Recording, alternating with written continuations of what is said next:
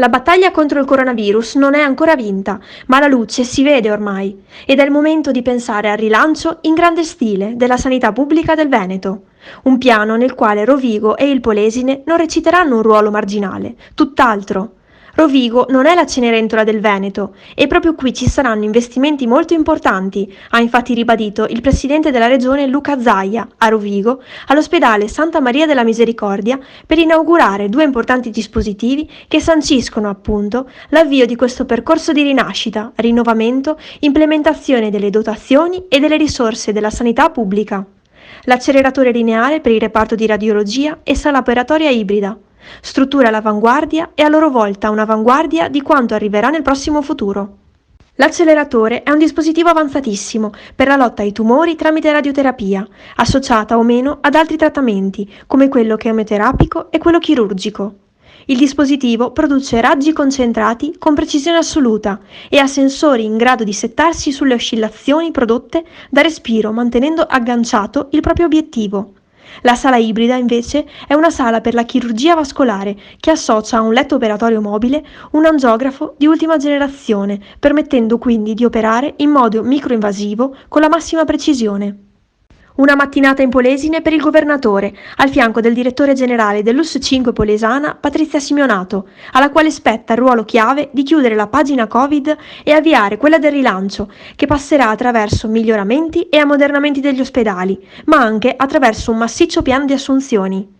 Una prospettiva alla quale si può guardare con fiducia e serenità, alla luce dei numeri delle vaccinazioni, che paiono ormai non lontani dal raggiungimento dell'auspicata immunità di gregge, come spiegato dal governatore nel punto stampa all'auditorium dell'ospedale.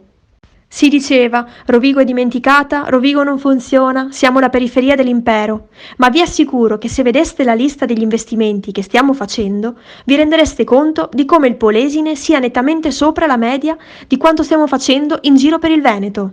Presenti anche gli assessori regionali Manuela Lanzarin e Cristiano Corazzari e le due consigliere regionali del Polesine, Laura Cestari e Simona Bisaglia.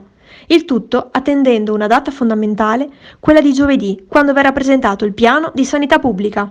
È un passaggio fondamentale, ha proseguito Zaia, perché la sanità in Veneto è qualcosa di grande.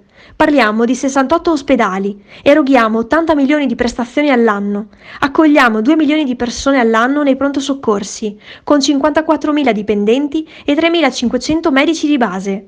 I due interventi di oggi, in Polesine, valgono oltre 5 milioni. Ne investiremo oltre 87 in arrivo. Non promesse, ma opere che sono già in corso, con una visione della sanità che deve portare al futuro. Il Covid ha accelerato questo processo, ha detto il presidente della regione. Il Covid ci ha indirizzato verso un approccio alla sanità che sarà diverso.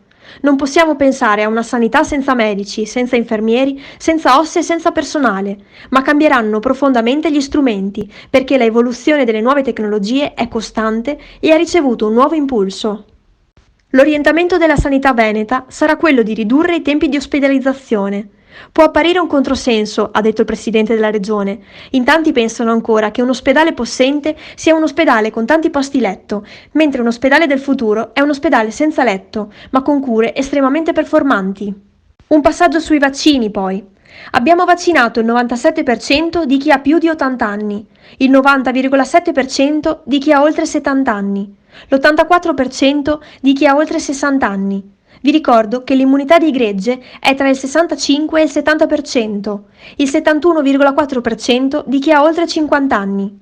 Da ieri chi ha oltre 60 anni può presentarsi in qualunque centro vaccinale del territorio senza prenotazione e può fare la propria vaccinazione con una dose sola di Johnson & Johnson. Ad oggi sono stati fatti 3 milioni di dosi per 1 milione di cicli di immunizzazione completati. Abbiamo ragionevoli ragioni di pensare di chiudere questa partita per agosto. Noi oggi siamo la prima grande regione in zona bianca, ha proseguito Zaia, dopodiché siamo già pronti per la terza dose, per la sovrapposizione delle vaccinazioni antinfluenzale e Covid che faremo in contemporanea. I vaccini rimarranno su base volontaria.